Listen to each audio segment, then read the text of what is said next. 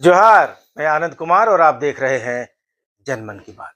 दोस्तों, मुख्यमंत्री हेमंत सोरेन ने पिछले 9 जनवरी को नए साल में अपनी कैबिनेट की पहली बैठक की। इस मौके पर उन्होंने पत्रकारों से कहा कि आपको खबर मिलती रहेगी और आप खबर चलाते रहिएगा, हलचलों पर नजर रखिए। मित्रों को मेरी ओर से बहुत सारी शुभकामनाएं। बिल्कुल आप मुस्तैद होकर अपनी नज़र बनाए रखें, सभी हलचलों पर खबर मिलती रहेगी और खबर चलाते रहिएगा। अब देखिए 2024 तो अभी हम लोगों ने शुरू किया है, अभी तो 2024 ही नहीं, बहुत लंबे समय तक के लिए सौगात है। हलचलों पर नजर रखिए। लेकिन मुख्यमंत्री हेमंत सोरेन आश्वस्त भी दिखते हैं कि उनकी सरकार इस कार्यकाल के यानी 2019 से 2024 के कार्यकाल के बाद भी लंबे समय तक चलती रहेगी।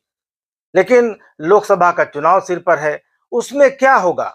झारखंड मुक्ति मोर्चा की राज्यसभा सांसद महुआ माझी ने पिछले दिनों एक बयान दिया। देखिए, पिछली बार झारखंड कांग्रेस राजद सब साथ में मिलकर लड़े थे और सीट शेयरिंग उसी के अनुरूप हुआ था। लोकसभा में कांग्रेस को ज्यादा सीटें मिली थी, विधानसभा में जेएमएम को ज्यादा मिला था।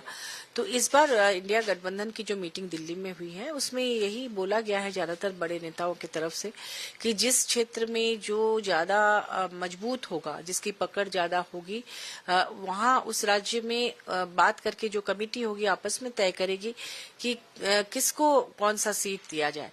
इंडिया गठबंधन का मूल मकसद है ज्यादा से ज्यादा सीट जीतना।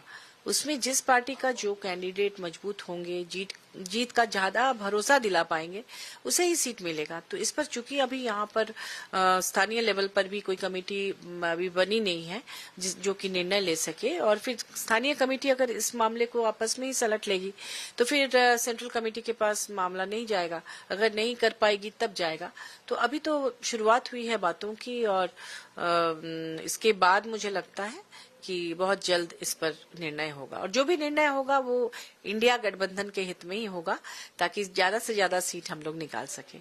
और जिस तरह से माननीय मुख्यमंत्री जी अपने सहयोगी दलों के लोगों के साथ मिलकर यहाँ सरकार में काम कर रहे हैं, इतनी सारी योजनाएं लॉन्च कर रहे हैं, सरकार आपके द्वार कार्यक्रम के माध्यम से जन जन तक पहुंचा रहे हैं, इससे यहाँ की जनता बहुत खुश है। और आने वाले दिनों में हम लोग उम्मीद करते हैं कि बहुत ज्यादा सीटें हम लाएंगे और 2024 इंडिया गठबंधन का ही होगा, झारखंड मुक्ति मोर्चा का होगा।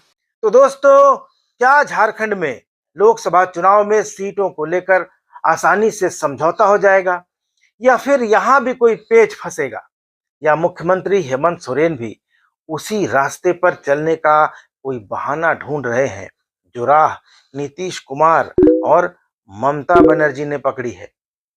बिहार में 40 सीटें हैं लोकसभा की। नीतीश कुमार की जनता दल यूनाइटेड और लालू प्रसाद का राष्ट्रीय जनता दल 17 सीटों पर चुनाव लड़ने का मन बना चुके हैं। कई बार कई जगहों से ये बातें सामने भी आ चुकी हैं। बाकी बची हैं 6 सीटें जो कांग्रेस और वाम दलों को दी जाएंगी। वाम दल ज्यादा सीटें मांग रहे हैं और खबर है कि बिहार में इंडिया गठबंधन में सीटों का विवाद सुलझता न देखकर भारतीय कम्युनिस्ट पार्टी यानी सीपीआई ने बेगूसराय, बांका और मधुबनी सीट से चुनाव लड़ने की घोषणा कर दी है। माले आरा की सीट पर चुनाव लड़ना चाहता है। नीतीश कुमार भी सीतामढ़ी से देवेश चंद्र ठाकुर की उम्मीदवारी की घोषणा कर चुके हैं। बाकी बची 35 सीटों में से जहानाबाद और झंझारपुर पर जेडीयू और आरजेडी दोनों अड़े हुए हैं। जनता दल यूनाइटेड के वर्तमान सांसद सुनील कुमार पिंटू भारतीय जनता पार्टी के टिकट पर चुनाव लड़ेंगे, ये भी तय हो गया है। फिलहाल जनता दल यूनाइटेड के लोकसभा में 16 सांसद हैं। कांग्रेस का 1 सांसद है। राजद और वाम दलों का कोई भी सांसद लोकसभा में नहीं है। जनता दल यूनाइटेड ने 2019 का लोकसभा चुनाव एनडीए के फोल्डर में रहते हुए लड़ा था।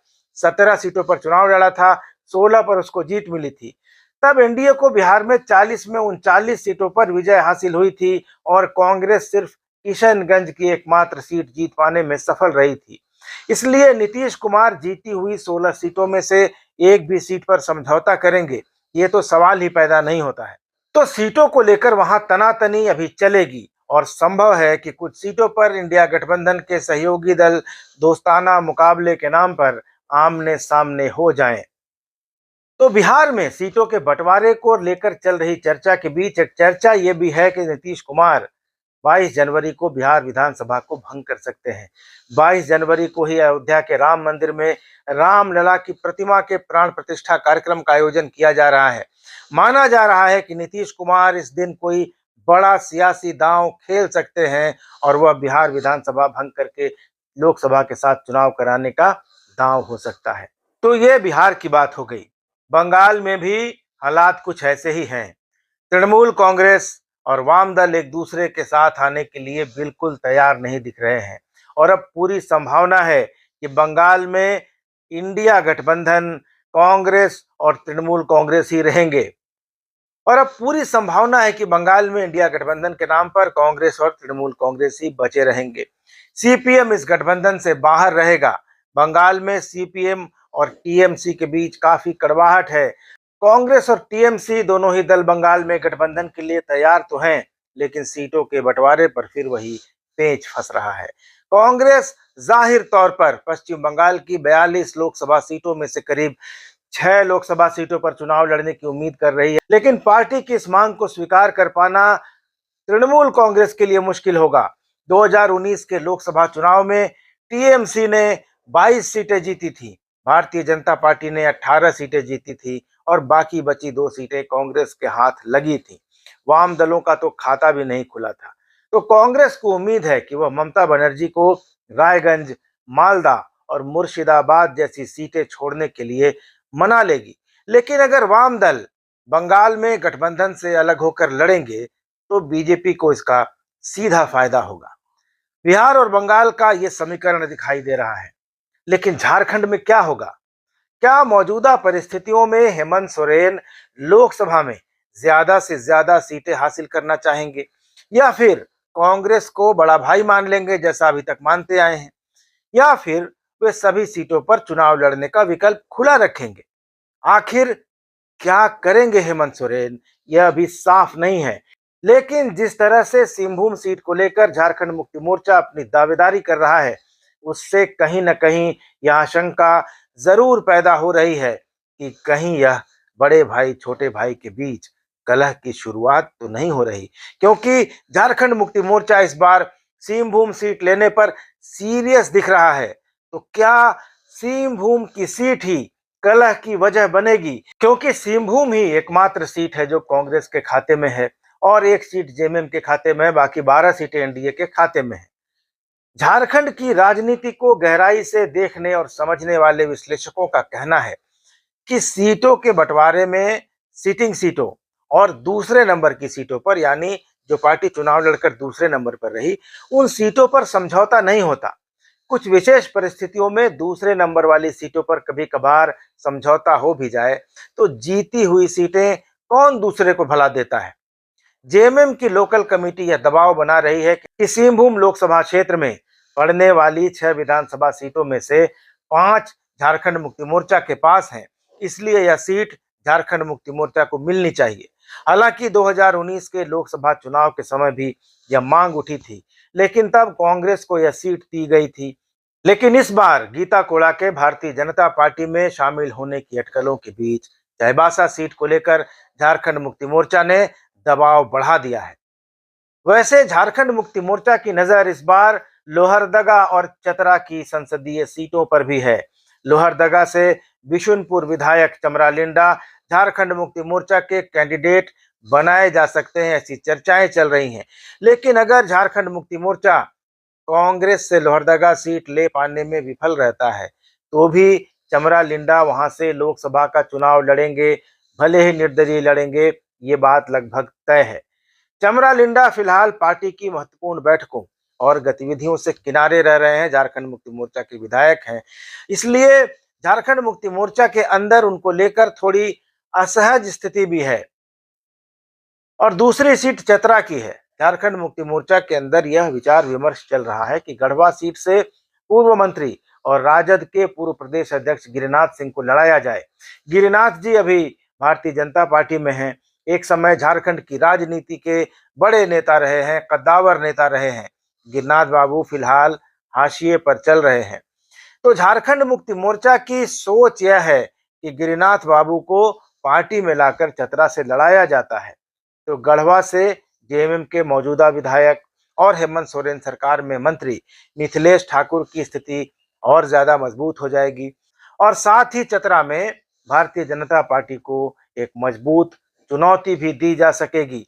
लेकिन चतरा में भी झारखंड मुक्ति मोर्चा के सामने आरजेडी और कांग्रेस के दावे से निपटने की बड़ी चुनौती है। तो झारखंड मुक्ति मोर्चा के अंदर जो चल रहा है, पार्टी जो सोच रही है, क्या वो इतना आसान होगा? क्या लोहरदगा ले पाना, क्या सिंहभूम ले पाना, क्या चतरा ले पाना इतना आसान होगा? यह बात सही है कि अब तक हेमंत सोरेन ने गठबंधन की सरकार बहुत अच्छी तरह चलाई है, गठबंधन के सर्वमान्य नेता भी हैं और कांग्रेस ने उन्हें पूरा सहयोग दिया है। कांग्रेस झारखंड की बात करें तो हेमंत सोरेन के प्रति इतनी समर्पित दिखाई देती है कि उनको कांग्रेस से अलग होने के लिए कोई बहुत बड़ा कारण बनाना होगा। बनाना होगा शब्द का मैं इसलिए प्रयोग कर रहा हूं क्योंकि अब तक ऐसा कोई कारण कांग्रेस ने हेमंत सोरेन को नहीं दिया है कि कोई भी खटास हो, कोई भी असहज स्थिति पैदा हो। तो चाईबासा यह कारण बन सकता है। 2019 में भी सिंहभूम की लोकसभा सीटों पर कमोबेश यही हालत थी। तब तो वहां कांग्रेस का एक भी विधायक नहीं था, जेएमएम के अलावा बीजेपी के वहां विधायक थे। लेकिन तब भी जेएमएम की जिला इकाई ने सिंहभूम से अपना उम्मीदवार देने की मांग की थी, लेकिन तब वह मांग नहीं मानी गई। तो इस बार सिंहभूम पर जेएमएम की ओर से समझौता नहीं करने की बातें और नहीं झुकने जैसी बातें क्यों की जा रही हैं?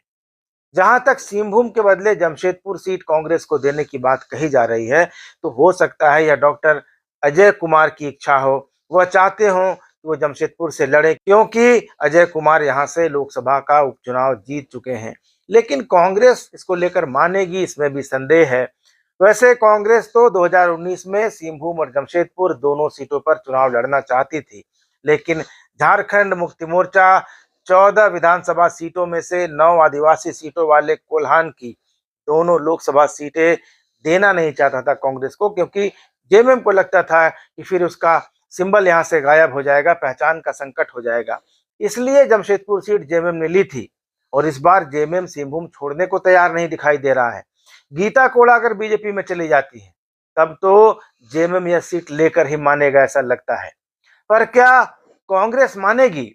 क्या सिंहभूम ही रिश्तों में खटास का वह बहाना बनेगा जो झारखंड में इंडिया अलायंस का बंटाधार कर देगा? क्या इसी बहाने हेमंत सोरेन सभी सीटों पर अपने उम्मीदवार उतारकर प्रधानमंत्री मोदी को और भारतीय जनता पार्टी को यह संदेश देंगे कि कांग्रेस के साथ उनका संबंध बस एक रणनीतिक साझेदारी है, स्ट्रेटेजिक अलायंस है। राजनीतिक तौर पर वे कांग्रेस के बहुत करीब नहीं हैं और सभी सीटों पर उम्मीदवार उतारकर वे ईडी और सीबीआई जैसी केंद्रीय जांच एजेंसियों के चक्कर से भी बचना चाहेंगे। दोस्तों, भले ही ईडी ने हेमंत सोरेन को 7 समन भेजे, इसके बाद कहा कि आखिरी समन है, आप नहीं आएंगे तो उचित कानूनी कार्रवाई होगी, लेकिन बार बार के समन और चेतावनी के बाद भी जांच एजेंसी का रुख हेमंत सोरेन को लेकर अब तक नरम ही दिखाई दिया है। और हो सकता है कि ऐसा करके प्रधानमंत्री मोदी हेमंत सोरेन को यह संदेश देना चाहते हों कि उनकी दुश्मनी हेमंत सोरेन और झारखंड मुक्ति मोर्चा से नहीं है, बल्कि कांग्रेस से है। और अगर हेमंत सोरेन की पार्टी लोकसभा चुनाव में कांग्रेस से अलग होकर चुनाव लड़ती है तो उन्हें जांच एजेंसियों के प्रकोप से राहत मिल सकती है। वैसे भी झारखंड मुक्ति मोर्चा अब वो वाला जेएमएम नहीं रहा जब उसे 14 सीटों पर लोकसभा चुनाव लड़ने के लिए उम्मीदवार खोजने से भी नहीं मिलते थे। अपने 4 साल के कार्यकाल में हेमंत सोरेन ने अपने आप को एक बड़े नेता के तौर पर तो स्थापित कर ही लिया है, अपनी पार्टी को भी एक परिपक्व मैच्योर्ड राजनीतिक दल के रूप में ढाला है। अपने फैसलों से और अपनी चालों से हेमंत सोरेन भारतीय जनता पार्टी जैसी पार्टी जो राज्य में प्रमुख विपक्षी दल है, उसके सभी हमलों का मुकम्मल जवाब देते आए हैं, सभी हमलों को विफल करते आए हैं, सभी चालों की काट निकालते आए हैं। और लोकसभा चुनाव में कांग्रेस, आरजेडी, जेडीयू और वाम दलों की कुल दावेदारी ही 14 सीटों से ज्यादा सीटों पर है। ऐसे में गठबंधन बना रहेगा या बिखर जाएगा, और क्या सिंहभूम की सीट ही गठबंधन के बिखरने का बहाना बनेगी, यह आने वाला समय ही बताएगा। दोस्तों, इस बारे में आपकी क्या राय है? ये वीडियो कैसा लगा कमेंट करके जरूर बताइएगा। चैनल अभी तक सब्सक्राइब नहीं किया है तो सब्सक्राइब जरूर कर लीजिएगा। अगले वीडियो में मिलेंगे, तब तक इजाजत दीजिए। धन्यवाद। नमस्कार।